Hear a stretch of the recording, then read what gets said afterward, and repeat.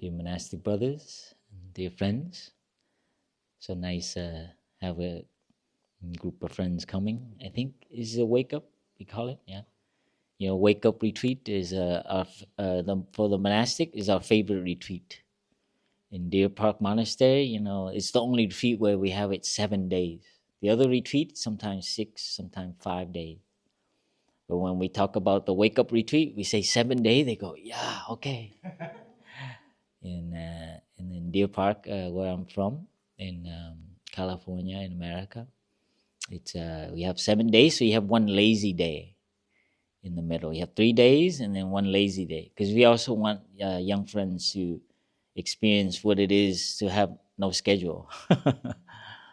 So so it's our favorite retreat because we get to be with people who are beginning their journey, I guess, before career, before marriage, partner, and so on, and I'm also growing up in different areas. And I hear this retreat we have many coming from all over the place, not just from Paris. How many are from Paris? Voila. How many are from where else are you from? Germany. You have some Germany. Wow. What area of Germany? Like from what city? From Germany? Huh? Nuremberg.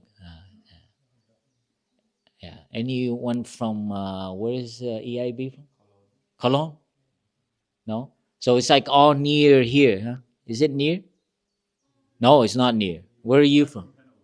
Handover. So it's not far. 2.5 hours. 12 hours. You flew here. You drove. All right. Wow, that's a journey. You have to go through Belgium. And, wow. Wow. Welcome. That's great. That's die hard. That's like you have to go from top of California down to San Diego. Yeah. How about any other country? England, huh? Netherlands, the lowland, Holland, huh? Wonderful. What other one? Italy. No, see? Bueno. From where? Bologna. Wonderful. That's so cool. It feels very like Plum Village. I just came from Plum Village down south, and so many languages drive me nuts, including Asia. China, Singapore, and so Plum Village. You is very strange, right in the middle of France, and nobody speaks French. They speak all the other languages. It's like a UN center. Any other country not mentioned?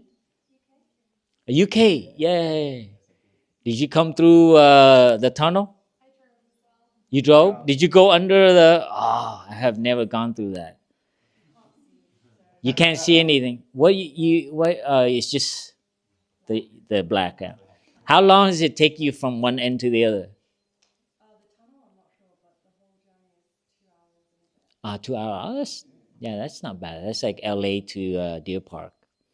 So many people like the minimum is 2 hours. I mean the maximum like 2.5 hours. Any other country? Norway. Wow, wonderful. Belgium. Right. Wow, this is cool. We're giving Plum Village competition here. Anybody from any Asia? No, that's too far, huh? Yeah. Maybe background, huh? Okay. Well, welcome. Mm, so- Canada. Yeah. Oh, I see. You have a holiday and you came. Canada. Yeah, we had some Canada in Australia. No. Yeah, your vacation? School. Australia. Oh, down under. Oh, that's nice. Australia is developing there. Yeah, very far. Canada. We have many from Toronto just recently. A lot of Toronto. Oh, you have a lot of lamps coming back there, like Dharma teachers, which is, I guess, a good thing. But yeah, amazing, amazing. A lot of from Ireland and England. I came over to be part of the. We have a ceremony. Um, I came over for 2 weeks to help with that. They have a big ceremony to transmit the Dharma teacher. So it's like after maybe 15, 20 years of Sangha building and so on, they become Dharma teacher, lay people. So we had 54 lay people, like, so it's a new thing. Our teacher make a lay friend become a teacher, so they can have students. So it's very new, huh? And so I had 1 week, and sister, I came down here to help the sister. They bought some new land, and they need a little bit how to arrange where things go. So Bảo Tàng asked me, they told, oh, there's a wake-up gathering, Thai. So yeah, I'm very happy to hear that many young people come and practice, especially all these countries. I can't wait to go back to Deer Park to tell them about this.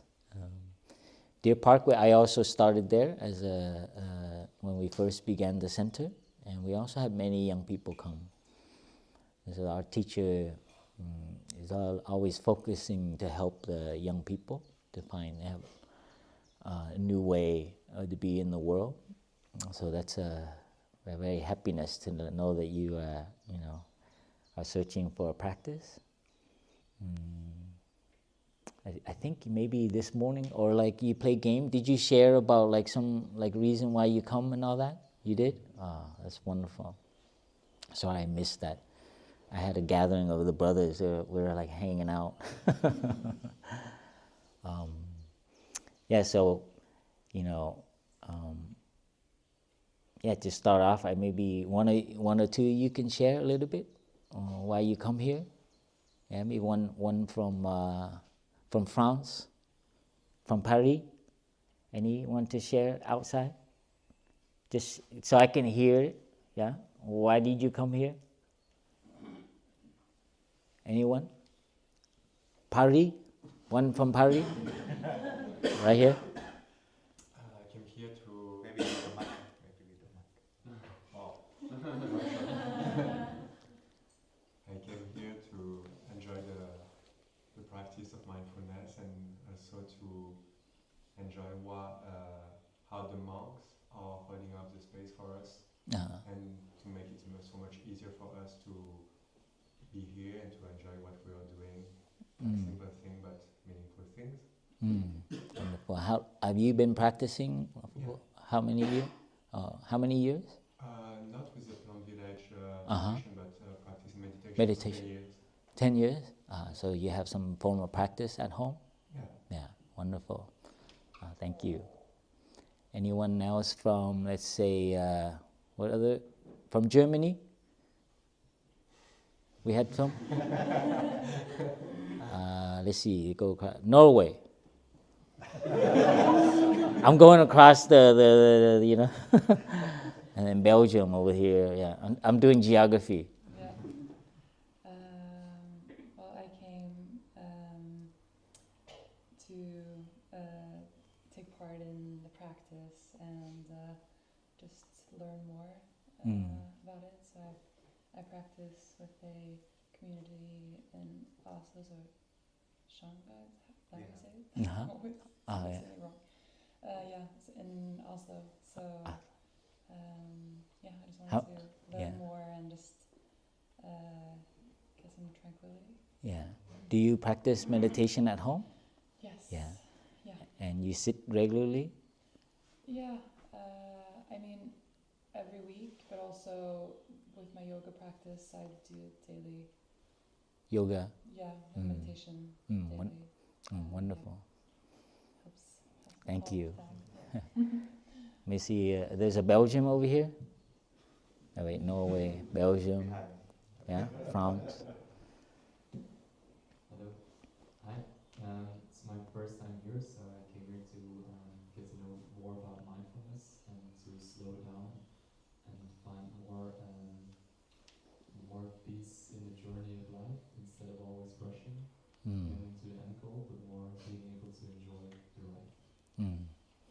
Wonderful. Thank you. And you've been practicing for a while? I do everyday meditation, but 10 minutes, so today was my first time 40 minutes. So I'm proud of that. Wonderful. Thank you. The brother told me usually it's 30 minutes. And they heard the bell for 30 minutes, and the brother said, this brother is new. So he made it 40 minutes, 45 minutes, yeah. Thank you. How about one from the UK across the aisle here, somewhere around here? There was a few UK. Anybody? Represent the across the aisle? Anyone? The one that left the EU, right? Right? Sorry. I thought it was funny. It was like, who cares? This is my first time here, and I'm kind of new to Plum Village as well. I've only been familiar with it for about 2 months, and I'm just here to be around nice people and practice with people. That's it. Thank you. Sorry, I love British accent.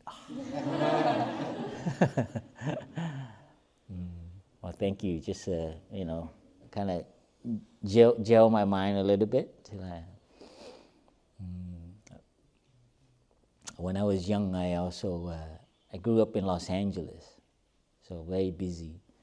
I grew up studied architecture, and I had the LA social life, a lot of partying. So I'm so happy you guys are finding the Dharma. But I also started meditation on my own, and I used to sit in my parents. I visit my parents, and then I stay there, and I begin my first retreat. I learned about meditation, and I brought it home, and I used to sit with the incense, the incense, and you watch the light. The first time I did it, the incense was, I just grabbed it from the altar, and it's this long. And you never know how long that is. You just light it and you go, right? But I say, okay, I'm not leaving until this incense finished. You ever, oh my God, it is for a long time. I think it's more than 45 minutes. But, pain, I was like, So it wasn't very pleasant. The next day, I break it into 3 pieces. So much more pleasant experience. And so I trained like that at the beginning to watch my mind. And so this is the tradition. The 2,500, 600 years ago, a young person, 29 years old. His name was Siddhartha.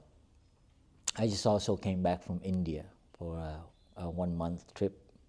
So I have a lot of curry smell. The history of this tradition. Same thing with yoga. Yoga also come from India. So there's a place, and I think every continent in the old days had a spiritual practice. I think Nordic area, like the Celtics, and then,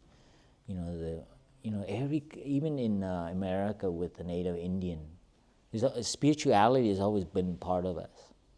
But as we became more modernized and more, after enlightenment a little bit, very rational and very material oriented. Like, things can be measured, identified, the atom, vitamin E, people now enjoy the sun, not because they enjoy the sun, but it's to get vitamin, what is it? D? D. So, it's like, you're enjoying the sun? No, I just get my vitamin D.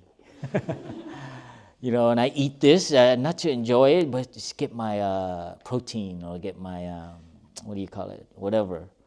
Oh, I need some of the, So you begin to see the world like things, material, no longer like to enjoy an orange for an orange, but you enjoy it's I need vitamin C. You understand? There's a kind of, it's fine, it's great, But I think coming back from India, the people there are they recognize spiritual people on the journey. like to develop their spirituality. And this is not a religion. It's a kind of like they respect us. We walk, and then just anyone in the village, in the city, I say hi to them, and they always put their hand on their heart, and they kind of, it's very beautiful. So even in India, they still respect the path traveler, the one on the pilgrimage, So in a way, you finding yourself here is a kind of, you're paying attention to that, and not just your job and your watch and your internet things, right? You see, there's something else you want to develop, and we call that the spiritual life, the spiritual dimension. And yoga is the same. But yoga, at least in America, has lost a little bit of the spiritual. It's more like, looking body. They call it body beautiful, in America, and you smell like incense. So there's a little bit of a kind of vanity to yoga now, which is sometimes what happens to a tradition. It becomes kind of like taken, and then it's been perverted to, become something that it's not meant. Yoga practice is supposed to also develop the mind and the spirit, the heart. And I think if you meet the real yoga teacher, you will touch that. But I see, and if we're not careful, meditation will become that as well. It's kind of like, getting a high, peaceful, and then you go home, and it's like the way you speak and you are with your relationship, or you're selfish, or you don't think about other people, and so on. And it also loses the intention of our root teacher, who we call the Buddha. He found that as a way to help. He went on a journey to look for a way. And back then in the India time, many yogis, ascetics. There was a new class of people evolving around that time. And in Europe as well, Asia, they were kind of like the awakening of the human consciousness to discover that don't wait to be saved, right? But to, they call it the shramanas, the ones who wander, and they try to develop their spirit. And they call them ascetics and so on. And this is in the human evolution. If you see not, England, France, or nation, but like us as a human family is amazing. It culminated to that point, and the first human being sat down and said, no, we're not going to depend on those Brahmins, the priests, the one that connect us to a higher divine. Because before that, the time of the Buddha, and during the time of the Buddha, there's always believe in God, and rituals, and sacrificing animals and so on. But it's the first time there's a group of people who develop a way to help touch the practice of meditation and looking inward. That's amazing. Because folding your leg last night, lotus, half lotus, chrysanthemum, is a very revolutionary act. Because the Homo sapien, what are we proud of? We can walk on our 2 feet. What are we proud of? Our back becomes straight, right? It's like, and then we can, right? Like you look at human evolution, you begin to see where this has evolved to a point. What does this posture mean? You fold your leg, you fold into a pretzel, lock. What is that statement?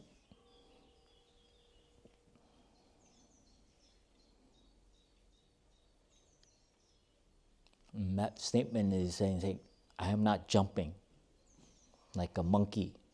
Banana, avocado, It's the first time we don't behave like like an animal, right? See, it's against our animal nature. We want to run and rush around, right? So this posture, you sit like this. Like, I'm not moving. So there were many, many, not just the Buddha. His name was Siddhartha before they gave him the name. He was a prince, 29 years old, and he was very dis-ease with what was happening with his father, and then he felt really something wrong going on. And he wanted to find peace for himself because he was quite, didn't find his way yet. So he went to meet many teachers for about 7 years on his search. And then finally he burnt out. He got really tired. He practiced ascetic to deny the body, and he fasted, didn't eat much. I think he ate a little bit of cow dung or something. So he became like bones and skin. So here he was on a search. So if you see that in the human journey, is amazing, And finally someone fed him a little rice, kind of like rice and coconut milk, called kheer, I forget what they call it, kind of like sweet soup, and he revived. So this is the beginning of this tradition of meditation in this way. There were others who were doing it, but they were trying to deny suffering and escape suffering. The Buddha is the first one that said there is suffering, there is a cause for it. He's like a doctor. He's like a scientist in the true sense of the word, the one who explores everything. And when he understands the cause of our suffering, and then he begins to find the medicine. Like diagnose, right? Like a doctor. And once you have the diagnosis, then you have a path. So that's the Four Noble Truths, right? You guys know about the Four Noble Truths? That is the most simple thing that you can use to examine everything. Everything that's happening in the world right now, every politician, every person you hear on the news, you look at it and you say, what is the suffering? Greed. What is that suffering? Ignorance. What is that suffering? Perversion. What is that suffering? Craving for money, for fame, right? And you can see the cause. So you can use that same lens to look at why things happen, why there is suffering. And then you can use that to look at ourselves. Why do we suffer? Now that, the Buddha shined that light. Why are we dis-ease, restless? Why are we not clear about what is happening? And the answer is because we have to look and understand the suffering. Why is suffering? And the Buddha figured out those four, but we are very lucky because he also developed a training, a way to train ourselves so that we can look and understand. Okay, so this is the origin of this whole practice. So meditation is to help us stop and to look things clearly. And what do we look at? We look at suffering, the nature of suffering. We also look at happiness. What is true happiness? What is true love? And so on. And who our true self is. And once you understand that, you begin to see things differently. But many of us, we don't know what that is like, our mind, undeveloped mind. So in Buddhism, we need to develop the mind. Yoga, we develop mind, and there's a body. In meditation, we also bring in the body development. But a lot of it is through developing our mind. And so this is the tradition.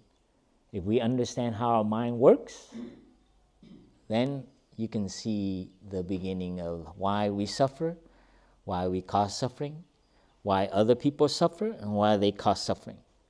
You see that? Then that way you are become a scientist rather than like you read the news and then you get upset. Why does that? And you continually feed yourself with more negativity, more sadness, loneliness, and also hopelessness. So once you know how this works, then you don't get caught. You know how to row the boat, they say. right?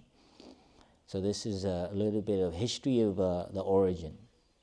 Now I'd like to share with you when I first began to practice, what helped me, okay, to understand how the mind works.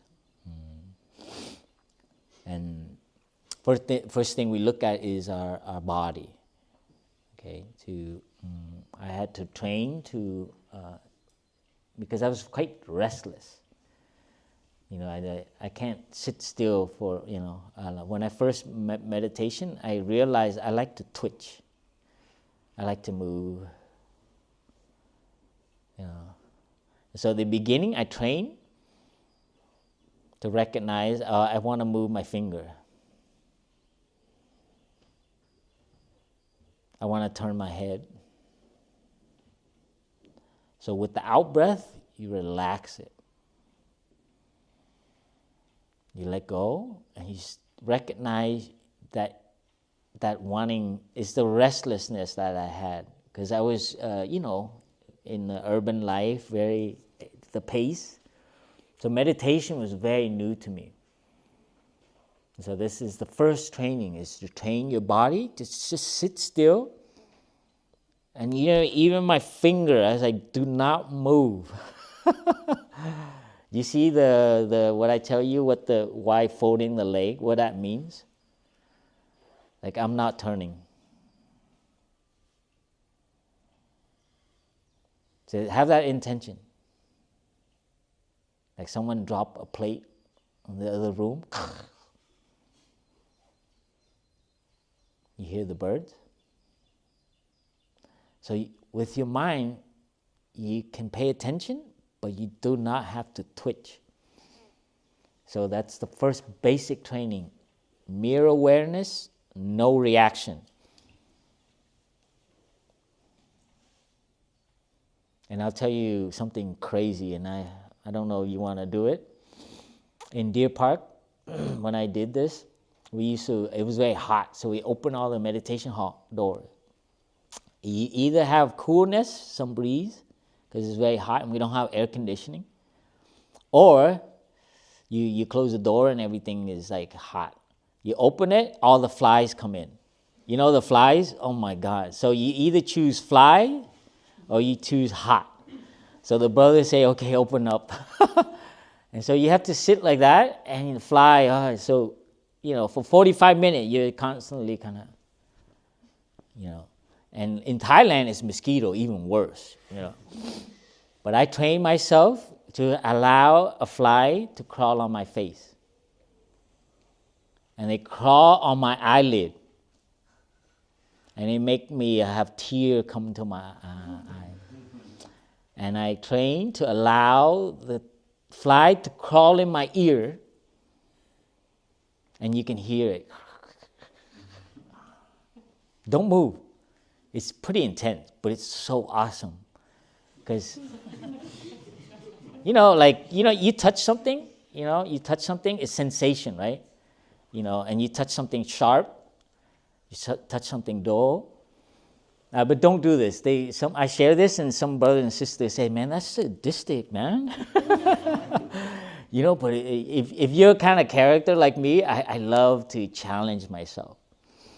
And it's amazing how if you allow it to do it, they explore and then they go away and they don't come back. It's like, I know you, But if you keep doing this, they keep coming. And anyway, it's a kind of little bit, my own making. I feel like, I think I did my homework, or I pay my dues, and the flies leave me alone. It's more like they explore me enough, and then they go explore my brothers, because they're still going like this. But again, that one is just to share with you that I took a while to learn to be still. And in Plum Village is a good place. Or in a place like this, you come here to learn to be still with your body. Okay? So when you sit and eat, there's a lot of movement. So when you eat, you put the rice, broccoli, tofu, put the spoon down, The only thing moving is your mouth. Everything else, follow the out breath and relax. Because you eat, my habit was, or like, scooping, I'm not still. So eating was also practicing being still. So that's the first training. Use your body to train your body to be still. Why is that? Because that also affects your mind. Because our mind is also not still. Or like thought here, oh yeah, I like what he said. Oh, what does he mean by that? Many flies in our head. It's like, and we don't even know what a room without flies is, because we're so used to thinking all the time. So stillness of the body allow me to begin to see how my mind works. I was like, why did he do that? Oh man, he got a lot of food. Oh. And you begin to hear your mind. And then you learn to still that. Okay, so through your body, and then you recognize your mind. And with recognizing your mind, you begin to recognize your emotion, your feelings. This is amazing lunch. Wow. And you see it?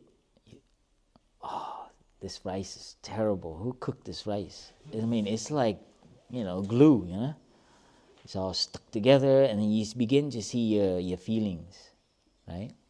Your discursion, your constant judgment. I like, I don't like. That's how I operate. I was trained like that in education, in society, upbringing. It's always I like, I don't like. Meditation, I learned from my teacher, is like, do I understand what is happening? That is a better question. You see it? So, I was so used to like, don't like. That means you pleasant or unpleasant. Things go well or things don't go well. That's, as a young person, that's all I base everything on. So, I don't like today. Oh, today is great. The sun is out. Tomorrow, rain. Wow. Yeah. I like, I don't like. It's like, on the freeway, that's all you train. I don't know, you drive and, they let me in. I like, I don't, I like, I don't, I like. And so I began to see, it's like, wow, that's such a boring, how do I understand why that happened? Why am I craving for more of this food, tofu, So I put one scoop. Don't get another one. So I began to retrain myself. Okay? So this is the area of kind of feelings. Okay, body, feelings. And then training to see how our mind works. So this is the equivalent to all the different yoga position that you learn, right? They have different touching and releasing energy. In our mind, we learned in meditation, we learn how our mind works, so we can also release energy or have access to energy. Because if we have feelings and we don't know how they work, they can block flow of energy. When we have a sad feeling and we don't know how to take care of it, it blocks us, right? And when we have a pleasant feeling, we get overexcited and we waste energy. Leak, they call it. So in meditation, we learn how to manage energy and how to generate energy. Okay, so the second one that you need to learn is how we perceive things.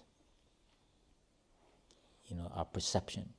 Body, feeling, and perception. You look and you have to see what that does. So our perception create a feeling. It's like, oh, that's nice. Oh, that's, yeah. You look at a red flower, right? Rather than enjoying the red flower, you have a kind of narrative. It's like, oh, it reminds me of the flower that so-and-so gave me. Or like, oh, that's the flower my mom likes. Or so you always have something inside that you project onto it. Perception. And you understand how that works? I won't get into it. It's like, it's like a whole retreat. But that's learn how the mind works. Okay, so learn how our bodies work.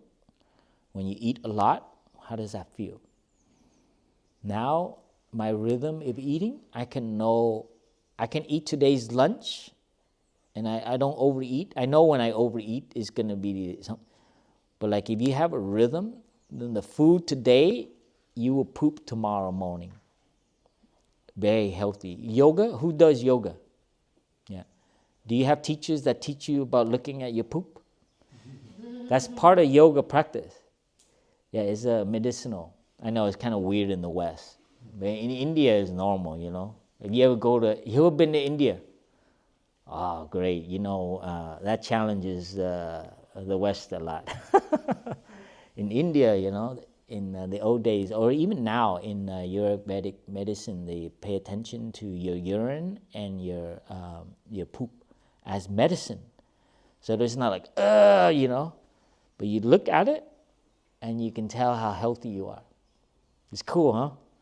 Yeah. Or go eat McDonald's or something and then look. And then 1 week, don't eat McDonald's. They should do a documentary on that, And show the poop too, That would be a hit, I bet you.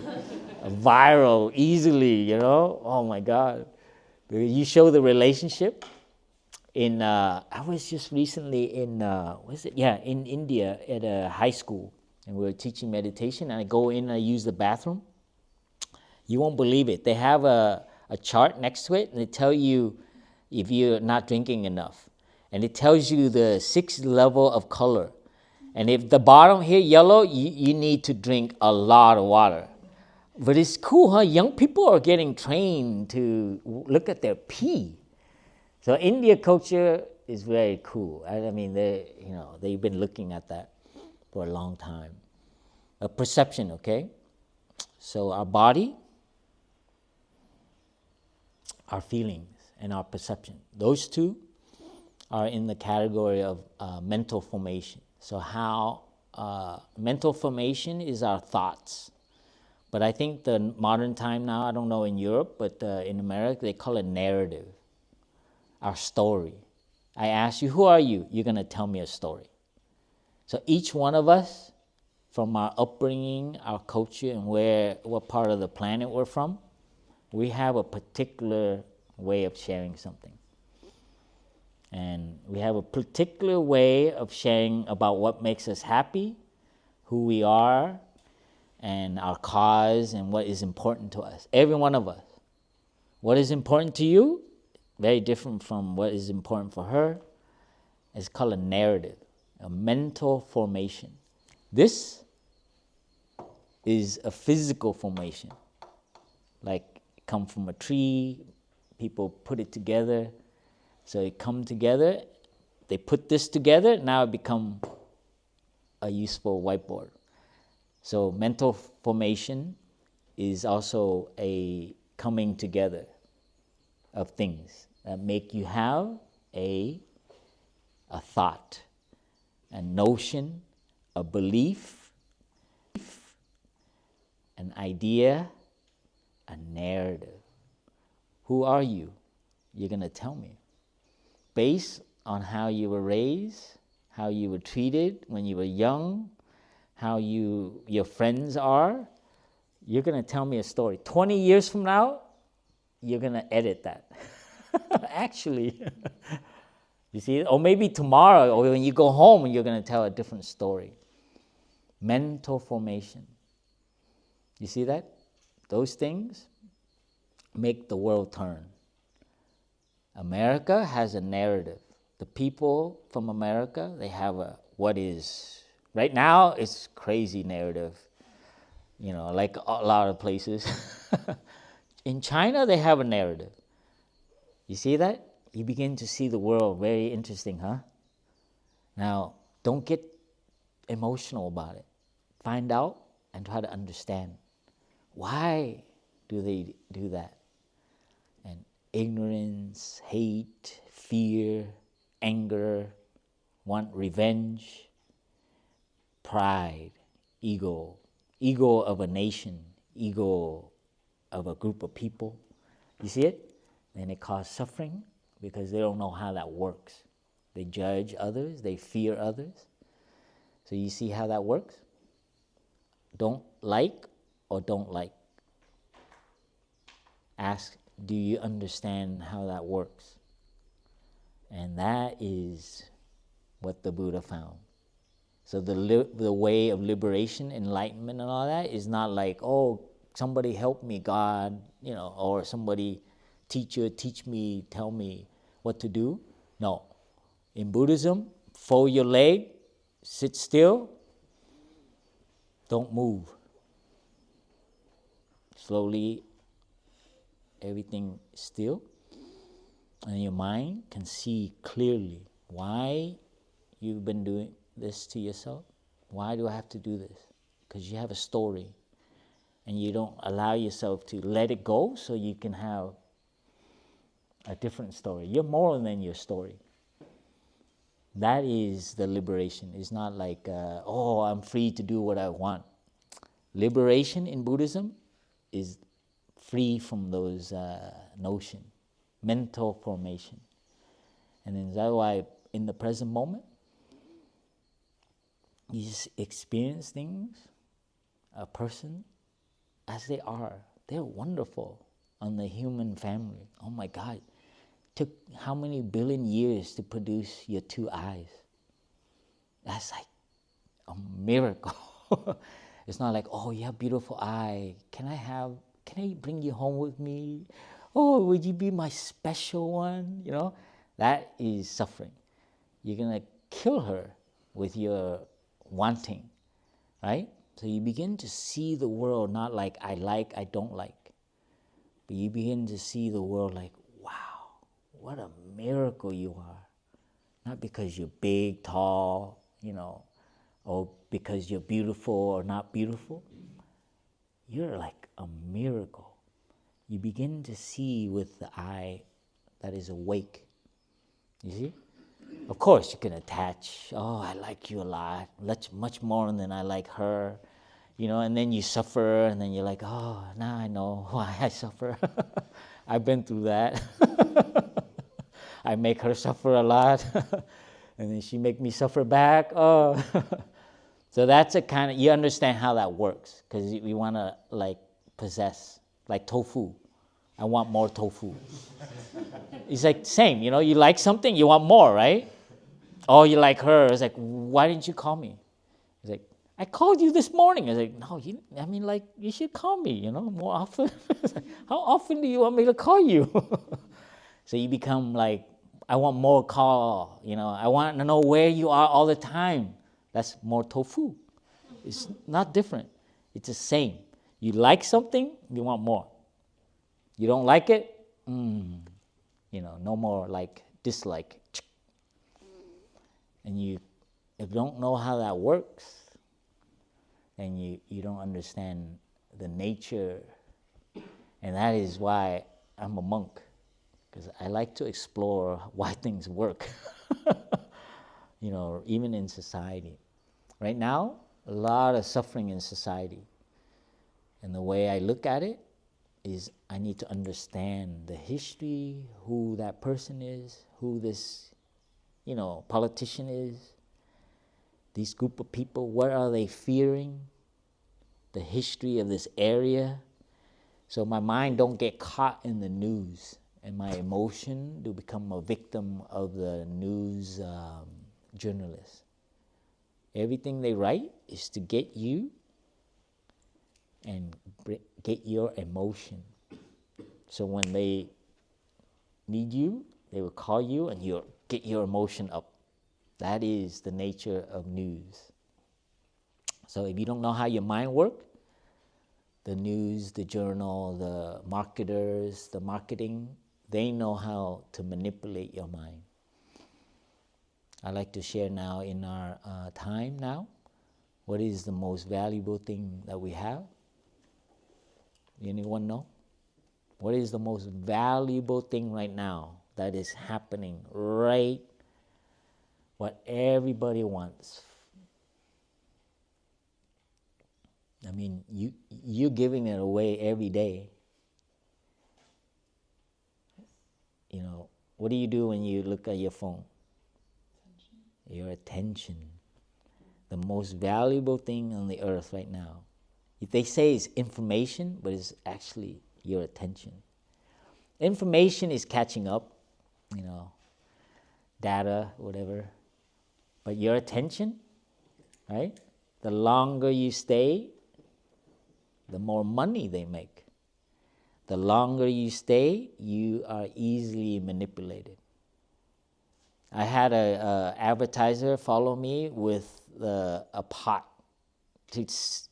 Everywhere I look now on the internet, I looked at it once to buy a pot, and the pot followed me everywhere, man. It's like talk about freedom, man. It's like, why am I seeing pots everywhere? You know, I go this side, I see pots everywhere. You see that? I was like, oh man, how do I get this pot away from me? And so I started looking at other things, and then I began to make the forest more like crazy. And then the pots no longer appear. It was so cool. So there was one period, it was the early days of marketing. Now it's much more sophisticated. Now they're more subtle. They make you feel like you're free. And so our attention. So meditation, when we come back to ourselves and be in the present moment. So every time you take a breath, you see that? Your mind is here and you know you're alive.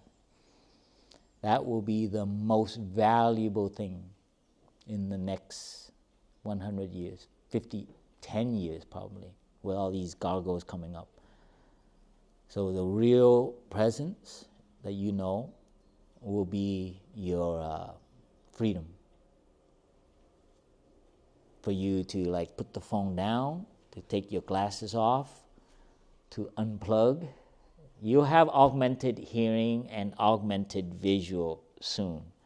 That's coming because the human nature is like that. So we don't resist technology, but we will resist being manipulated. That is the origin of this tradition. And it is the key to the humankind, I think, in the next 100 years probably. There's a lot of fear for that. But I have a lot of hope because I really truly believe in this energy. You looking at me, and we know we are not like some, avatar, or like some kind of like, you have augmented information, and you're like, you look at my face and you're like, oh, you're gonna get some reply. I love the future, I love technology, but I also love this practice because it humanizes us. It knows what is going on. So when you come to a place like this, what does it train you to do, right? To come in touch with human experience, human. If you keep that up, then it's you'll be recognized when it becomes artificial. You see that? The humanistic, the human experience versus the artificial. If you continue your practice, you'll be able to distinguish. And you can see that too, even with humans. They come up and they want something, and you can pick it up. It's like, oh, there's something here not very human. They want something. And you can pick it up because they've been trained to be automatic. Human beings are becoming more automatic, mechanical. They've been trained.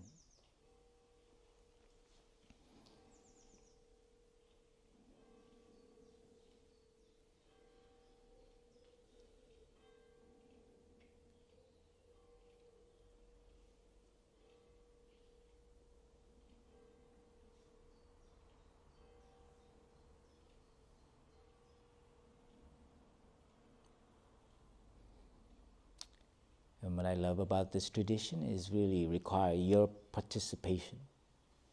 I cannot give it to you, no teacher, no book, no YouTube, no internet. The more you train in this, the more you'll be able to taste it.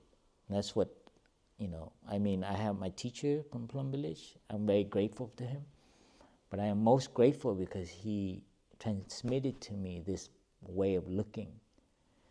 And I developed it, I continued to develop it. So it's very based on your effort and not on your dependency on a teacher or a group, right? So it's not like, so it's a training that we can all generate. And the energy is mindfulness. I think some of you know, when our mind is fully present, we know what is going on in our feelings, in ourself, in our mind, and what is going on now. So when you develop that, you have a real good sense. You're like, oh, there's something going on here. You're mindful, you're aware, and that helps you. You can choose to say something or not say something. You can choose to react or not react. And the more experience you have that this causes suffering and that doesn't, you become better. That's it. That's all this whole Buddhist practice and meditation is to help you navigate your 80 years of existence in this form. To navigate so you cause less suffering and create more peace and happiness. Isn't that amazing? That's what this guy found, and it's so simple.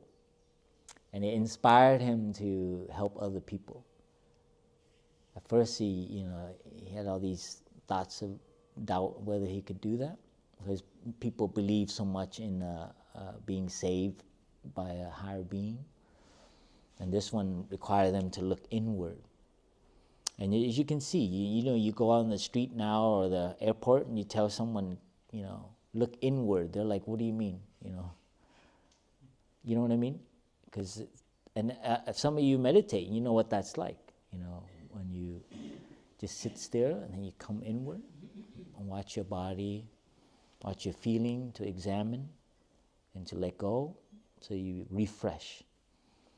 So when you come to a place like this, just to refresh yourself, not to bring more, and to have understanding of whatever situation you're in.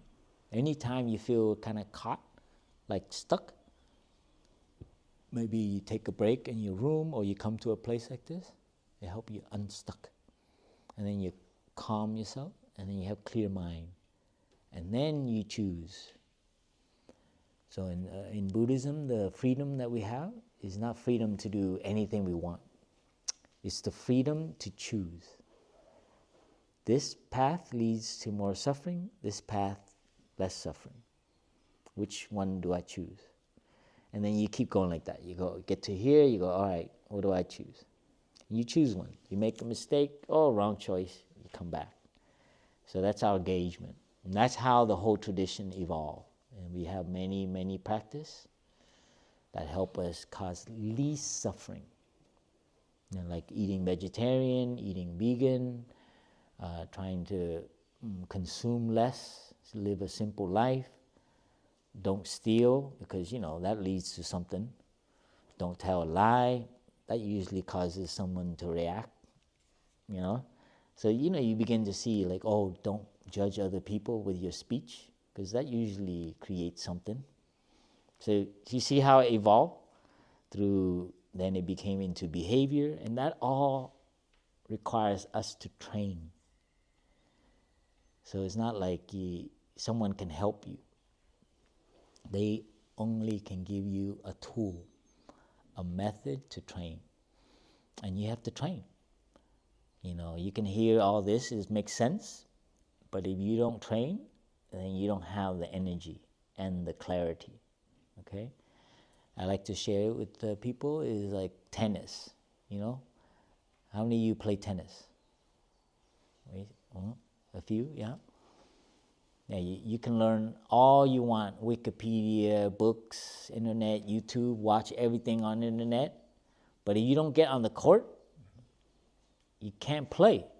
You know everything about internet. I mean about tennis, but you have to get on the court. And I remember learning to first play tennis, and it just fly over the fence. And I was like, why does it keep going over? And then finally I get it inside the yard, right? And then I'm happy. And then slowly it gets into the paint, and then it gets over the net, and then you're like, and then it gets over to the square you want, right?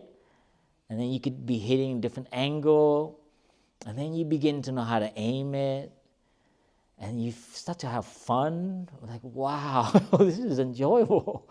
It's not tiring chasing all the balls going back. So same thing with mind training, right? So some of us have maybe some things going on in our lives, and it's like, we're learning to begin to play tennis or riding a bike. It's a little difficult dealing with our emotion or easily reactive to other people. Many of us who live with other people or work with other people, I remember practicing and having to go to work, and after the practice I react less. I begin to see, we had a secretary who was in the front office, and everyone avoid her because one phrase, one word, she can ruin your whole day. She know how to like, and so everyone, I know and I remember after I practiced, I tried to learn why she does that, and she's so good at it because she know everyone's weakness, and so I try to begin, not like or dislike her, try to understand her. Now going to work is like a research. Like, dude, why do people do that? Why are they so afraid to lose, And then I stay behind on Friday to help them with their project so they're not so fearful. It's like, why are you staying? This is not even your project. No, you guys are in trouble, man. Monday you got to present, and then you begin to see, and then they become less competitive. We had like, in architecture, very competitive. Oh my God. We have like 5 teams and everybody compete to see whose budget better, and then you get more salary, And so they're very afraid to, and so we don't help each other. But I stay back to help them one time. They're like, what, you crazy, On a weekend, I help them out. And slowly I try to create atmosphere, less fear and selfish. And then I had lunch with the secretary's friend. I go out lunch have with her. She didn't want to come with us. And her friend told me that the secretary, Charlotte, when she was young, a baby, she was abandoned in the trash can. Can you believe that? A parent would do that to their child, and you grow up and you know that.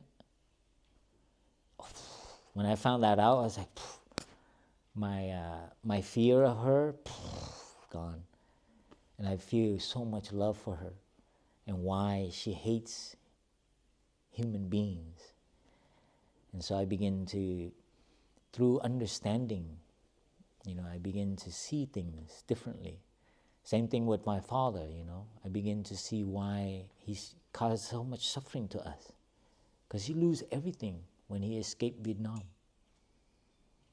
He was rich in Vietnam, but nothing.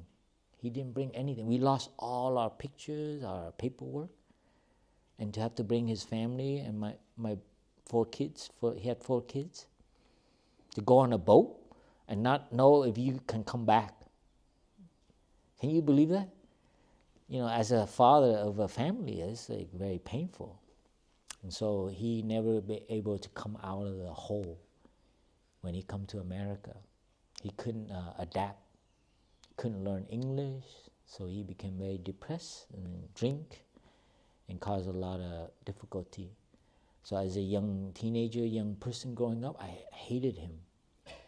But through meditation, I began to understand. I looked at him and see him when he was 5 years old when he was 18 during war in Vietnam. 26, 27, he married my mom and tried to raise a family, but my dad's Chinese, so they were discriminated, and so threatened by the government. So very fearful growing up as a Chinese immigrant to Vietnam during the wartime, because Chinese people were very rich, and the government, the communists at that time, tried to pressure him. They threw a grenade into our house. So my dad grew up like that, a lot of fear and anxiety and a lot of loss of pride, you know. A man cannot raise a family and provide safety. So this is something I was able to thank my teacher, and to this practice, it helped me release my anger towards my father. That is the greatest happiness, when you no longer hate your father, you know. Man, he raised you, you know. You know, I have stories of him from a neighbor, like he hold us and he, you know, like a baby. So this is something with the practice and can help us heal. And we no longer live with hate towards anyone, even those who caused us harm. And that is the greatest liberation. We no longer hang on to that mental formation. You see it? That block us from access to more energy. Anytime you have a stuck, we call it a knot, mental knot. And through meditation, you begin to see, understand how those ropes work, and you can untie, right? And then you loosen up, and the knot no longer constrain you, prevent you. So opening, like letting go. And the other is meditation. You can also recognize where you leak, where you waste energy, right? Through your body, through your attention. Where you pay attention is where you put your energy. Think about it. Where you pay your attention, if you keep paying attention, and if it's not appropriate, it's not nourishing, but it's leaking. Obsession, addiction is leak. And that's why you lose energy. So in meditation, two things to pay attention to. One is the knot. The other one is the leak. When you hate someone, it takes your attention. Even though they're not there, like when my dad, you know, I'm in the house and I hear him come home, I was like, you know, all of a sudden I lose energy. All of a sudden I have like, you know, in the narrative, he's back again. And then that caused me to like slam my door, to let him know. You know, as a young person, we move a lot from when I was young, our emotion. We are a victim of our emotion. So through this practice, and before I forget, I'll just share to finish here that the training that the Buddha found to train our mind, like yoga, is to use our breath. Okay, so remember that. When I sit and I started meditation, I didn't read any meditation book. I just went one retreat, came home, follow my breath. And I follow the incense. Don't move until the incense fix. Don't twitch, don't react with our body or our mind so you follow the light of the incense. And you follow your breath. So you train to just recognize when it's an in-breath, like you learned this morning. You had guided meditation, and that is the magic. It's like, what's the big deal? But that increases your mindfulness energy. You see it? The clarity.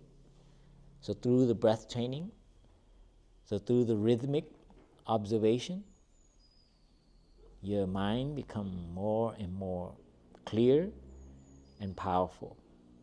So when you choose to think, you are sharp and focused. When you choose to turn your attention, you do it deliberately. You're not easily kind of banana, avocado, right? It's crazy. I was like that, I jumped to donut, I jumped to coffee, I jumped to, but you don't know that you're just a monkey mind, they say. You don't know how to observe and then choose. Am I doing this out of automatic habits, or am I doing it with a choice? So this is a very strong debate now about the truth of free will or not. And you should think about that. You go shopping, you think you have the free will to shop? No, the shop shops you before you. You go there and you think you're choosing it, but it already chooses you because you don't know how marketing works. Christmas, they play really nice music. You ever go to like Leclerc or something? I don't know, in here do they happen? They play Christmas. They get you in the mood. Yeah. So you think you're like, oh, I gotta think about her, I think about him. So they know how to tie you with good feeling, happy feeling with buying something. Wow, that's fantastic, man. I wish I was in marketing. I would know how to so you have to know how that works. And that is the same as in the house, in the workplace. You begin to know how things are situated, and you begin to choose, manipulate it for your benefit and the benefit of other people. So that's the training, okay? So use your breath. Anytime, you can always take a breath. So when you eat, when you rest, when you walk, we're going to do walking outdoor. That's also a training. To be able to move at a pace and watch your mind. We're constantly running to the next thing. And that's why this walking meditation is so healing. At first I did not like it. It's like, God, you kidding me? 1 hour of walking? It's so impractical, And wait until you experience tea meditation. Oh my God, it tests my patience, You have to pass the tray.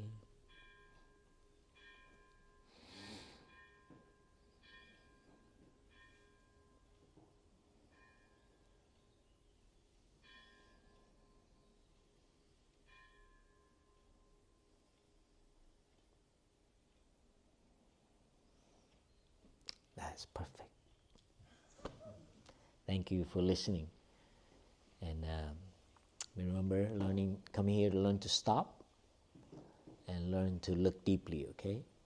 Anytime you come here, that all has to do with you looking, not what I share and you're like, oh, good. But here you train so you can understand yourself better and understand the situation you're in better. From that understanding, you can find your diagnosis and your way out. That is the method. So please, thank you for listening. And we'll end here with 3 sounds. So please sit beautifully. And let's close our eyes and enjoy the sound of the bell.